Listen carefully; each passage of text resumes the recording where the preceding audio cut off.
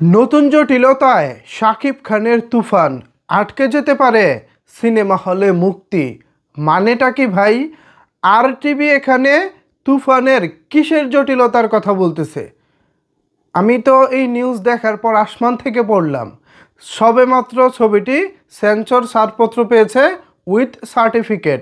এখন আবার নতুন করে কিসের জটিলতা? চলেন আরটিভির কাছ থেকে আগে নিউজটা পড়ি, তারপর এখানে বিশ্লেষণ করার চেষ্টা করি এখানে তারা কি বোঝাতে চেয়েছে, কিসের আসলে জটিলতা। সুতরাং আপনাদেরকে যেটা করতে হবে, বিস্তারিত জানতে একটি লাইক দিয়ে সম্পূর্ণ ভিডিওটি দেখতে হবে। তারপর অবশ্যই আপনার মূল্যবান মতামত নিচের কমেন্ট বক্সে জানিয়ে যাবেন। যেমনটা এখানে নিউজ কার্ড দেখতে পাচ্ছেন, এখানে নিউজ কার্ডের শিরোনাম হচ্ছে নতুন জটিলতায় সাকিবের তুফান।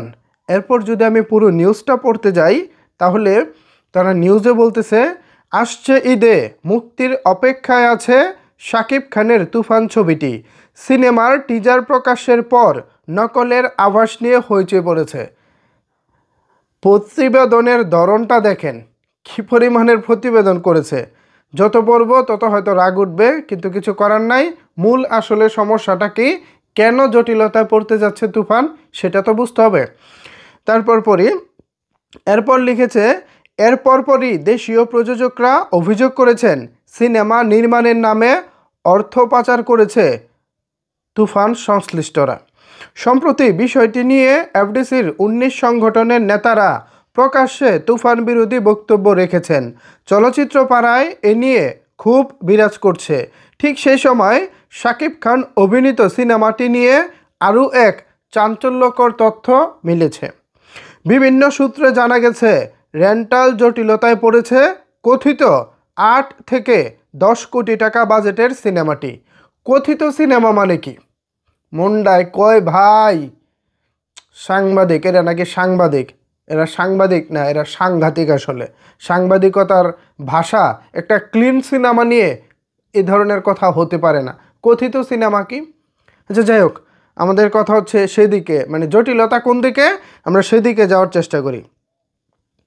বুধবার 5 জুন সিনেমা হল মালিক, বুকিং এজেন্ট ও কিছু সংখ্যক ভাড়া করা হলের দায়িত্বশীল ব্যক্তিদের সঙ্গে, মানে ভাড়া করা সিনেমা হল দায়িত্বশীল ব্যক্তিদের সঙ্গে মিটিংয়ে বসে তুফান টিম। কিন্তু বেশি রেন্টাল দাবি করায় অনেক হল বুকিং এজেন্ট ও ভাড়া করা হলের মালিকরা অসন্তোষ প্রকাশ করেন। কেউ কেউ ক্ষিপ্ত হয়ে বৈঠক থেকে ফিরে আসেন। নাম প্রকাশ্যে অনিচ্ছুক এক হল মালিক জানান, বেশি টাকা দিয়ে আমরা ঈদে এই সিনেমা চালাবো না। প্রয়োজন হলে ঈদে পুরনো সিনেমা চালাবো। তারা যে টাকা দাবি করছে গ্যারান্টি দিতে পারবো সিনেমা আদৌ সেই টাকা ব্যবসা করব। আমাদের বাজার বুঝে রেন্টাল চাইতে হবে। বছরের পর বছর ধরে এই ব্যবসা করছি, কোনো কিছুই অতিরিক্ত ভালো না। তবে সূত্রটি আরও জানায়, ঈদে বেশিরভাগ হল মালিকই তুফান সিনেমাটি প্রদর্শন করতে আগ্রহী, কিন্তু অতিরিক্ত রেন্টাল দাবি করায় বেঁকে বসেছেন হল মালিকরা। এদিকে গত 11ই ডিসেম্বর আনুষ্ঠানিকভাবে 5 তারা হোটেলে ঘোষণা দেওয়া হয় 3 প্রযোজকের ব্যানারে নির্মিত হচ্ছে তুফান সিনেমাটি। 3 প্রযোজনা প্রতিষ্ঠান হলো Alpha I Studios Limited, OTT platform Chorki এবং ভারতের পশ্চিমবঙ্গের প্রযোজনা প্রতিষ্ঠান এসবিএফ। ছবিটি নির্মাণ করবেন রায়হান রাফি। ঘোষণা অনুযায়ী সব কিছু ঠিক মতোই হয়েছে। একই সময়ে ছবিটি ঘিরে যত রকমের প্রেস রিলিজ ও সংবাদ ছাপা হয়েছে, সবখানেই আছে 3 প্রযোজকের নাম। সব কিছুই ঠিকঠাক ছিল, কিন্তু সম্প্রতি পাওয়া সেন্সর ছাড়পত্রে দেখা যাচ্ছে প্রযোজক হিসেবে আছে শুধু আলফা আই স্টুডিওস লিমিটেডের স্বত্বাধিকারী শাহরিয়ার করিম ভূঁইয়ার, শাহরিয়ার শাকিলের নাম। বিষয়টি নিয়ে সামাজিক যোগাযোগ মাধ্যমে ইতিমধ্যে আলোচনা শুরু হয়েছে। সমালোচনাকারীদের মতে, ঈদ উৎসবে যৌথ প্রযোজনার ছবি মুক্তির বিধিনিষেধ এড়াতেই শেষ পর্যন্ত তুফানকে দেশি ছবি হিসেবে দেখানো হয়েছে।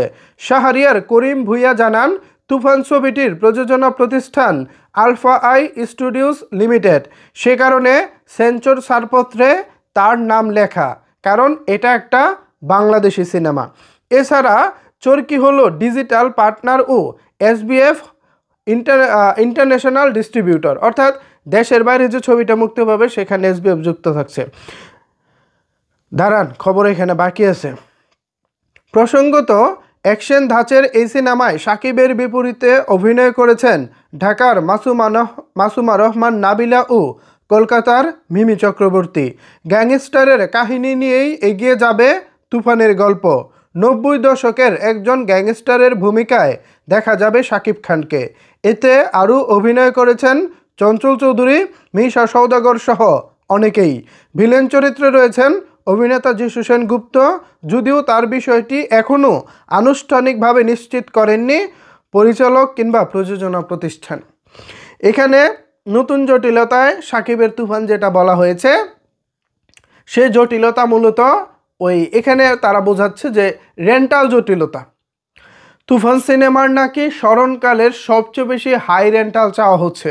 এখন এত রেন্টাল দিয়ে নাকি হল মালিকরা ছবিটি নিতে চাচ্ছেন না, প্রয়োজনে তারা পুরনো ছবি চালাবেন কিন্তু তুফান চালাবেন না, এই প্রতিবেদনে বলা হচ্ছে। অথচ বাস্তবতা হচ্ছে ঢাকার বুকিং এজেন্ট থেকে পাওয়া তথ্য অনুযায়ী, মানে আমি যেটা পেয়েছি একেবারে সরাসরি, এছাড়া কিছু সিনেমা হল প্রতিনিধির সাথে আমার নিয়মিতই যোগাযোগ থাকে সারা বছর, তাদের সঙ্গে কথা বলে যেমনটা জানতে পেরেছি, যত টাকাই চাওয়া হোক না কেন, যেভাবেই সিনেমাটা আমাদের হলে দেওয়া হোক না কেন, আমরা সেভাবেই চালাতে রাজি। বাংলাদেশে সিনেমা চলে হচ্ছে 3 সিস্টেমে। একটা সিস্টেম হচ্ছে রেন্টালে, একজন হল মালিক ছবিটাকে একেবারে 2 সপ্তাহের জন্য, ঈদের 2 সপ্তাহের জন্য ছবিটা কিনে নিয়ে যায়। সেটা হতে পারে 1 লাখ, 2 লাখ, 3 লাখ, 4 লাখ, 5 লাখ, 10 লাখ, সেটা হলের অনুযায়ী, স্টেশনের চাহিদা অনুযায়ী হলের এই টাকাটা নির্ধারিত হয়। আবার আরেক সিস্টেমে চলে হচ্ছে এমজিতে, মিনিমাম একটা গ্যারান্টি। একটি হলের জন্য ধরেন আপনি 5 লাখ টাকা দিয়ে ছবিটা নিয়েছেন, 5 লাখ টাকার আগে টিকিট বিক্রি করবেন, এরপর 5 লাখ টাকার টিকিট বিক্রি হওয়ার পর থেকে যত টাকার টিকিট বিক্রি হবে সেখান থেকে প্রযোজক এবং হল মালিক তারা একটা সমঝোতা করে পার্সেন্টেজ বা টাকাটা ভাগাভাগি করে নেবেন, মানে ব্যবসার হিসেবটা ভাগ করে নেবেন। এরপর তৃতীয় যে নিয়মটা আছে সেটা হচ্ছে একেবারে 50-50।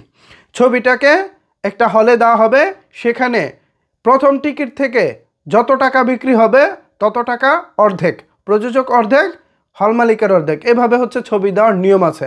এখন যে নিয়মেই তুফানের প্রযোজনা প্রতিষ্ঠান কিংবা ডিস্ট্রিবিউশন ছবি দেখ না কেন, সেই নিয়মেই হল মালিকরা ছবি চালাতে ইচ্ছুক। তারা কেউ বলে নাই যে আমরা এই ছবি চালাবো না। অথচ RTV এখানে কোত্থেকে নিউজ পেয়েছে শাকিবের তুফান? কি বলবো ভাই, সত্যি মাঝে মধ্যে অবাক লাগে এরা যে কি ধরনের নিউজ করে আমি ভেবে পাই না। এখন শাকিব খানের সাথে তাদের ব্যক্তিগত আক্রোশ থাকতে পারে, ব্যক্তিগত কোনো বিদ্বেষ থাকতে পারে, ঠিক সেই সব জায়গা থেকেই হয়তো বা শাকিব খানকে নিয়ে তারা আজে বাজে নিউজ করে। এইসব নিউজের ক্ষেত্রে আপনারা কেউ বিভ্রান্ত হবেন না, এইসব নিউজ শুধুই শাকিব খানের পিছনে আঙ্গুলি করার জন্যই করা হয়, কিন্তু দিন শেষে তারা কিছুই করতে পারবো না। একেবারে ঘোষণা দিয়েই বোধহয় RTV কিছুদিন ধরে শাকিব খানের পিছনে লেগেছে, কিন্তু এসব লাগালাগি করে কোনো কিছুই হবে না। দিন শেষে শাকিব খান যেমন সতর্ক, তেমনই শাকিবিয়ান, শাকিব খানের ভক্তরাও সতর্ক। সুতরাং এইসব করে কিছুই করতে পারবেন না। সো ভিউয়ার্স, এ বিষয়ে যদি আপনাদের কোনো কিছু বলার থাকে তাহলে অবশ্যই সেটি নিচের কমেন্ট বক্সে জানাতে পারেন। ধন্যবাদ সবাইকে সম্পূর্ণ ভিডিওটি দেখার জন্য।